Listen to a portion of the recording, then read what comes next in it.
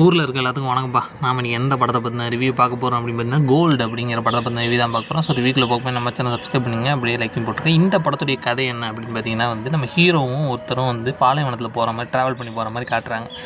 So இப்படி தான் start ஆகுது. ஸோ நம்ம ஹீரோவும் அந்த நபர் போயிட்டே இருக்கும்போது என்ன ஆகுதுன்னா, ஒரு தங்க கட்டி இவங்க பார்க்குறாங்க. அதை தோண்டி எடுக்க முயற்சி செய்கிறாங்க, எடுக்க முடியல. ஸோ அதுக்கான எக்யூப்மெண்ட்ஸ் வேணும், சரி நான் அதை எப்படியாவது வாங்கிட்டு வரேன் அப்படின்னு சொல்லி இன்னொருத்தர் போகிறாரு. அது வரைக்கும் நீ தங்க கட்டியை பத்திரமா பார்த்துக்கோன்னு சொல்கிறாரு. ஸோ நட்டநாடு பாலைவனத்தில் ஒத்தையாக விட்டுட்டு போயிட்டாங்கிற மாதிரி நம்ம ஹீரோவாக இந்த முழு தேங்காய் நாயை விட்டுட்டு போன மாதிரி அது கடிக்கவும் முடியாமல் அதை விட்டுட்டு போக மனசு இல்லாமல் அதை பிடிச்சிக்கிட்டே அங்கேயே இருக்கார். ஸோ அவருக்கு என்ன மாதிரியான பிரச்சனைகள் வருது, காட்டு விலங்குகள், அங்கே வர மனிதர்கள், அவங்களால என்ன மாதிரியான பிரச்சனை வருது, இதெல்லாம் தாண்டி அந்த தங்கத்தை காப்பாற்றினாரா இல்லையா அப்படிங்கிறத மீதி கதையாகவே எடுத்திருக்காங்க.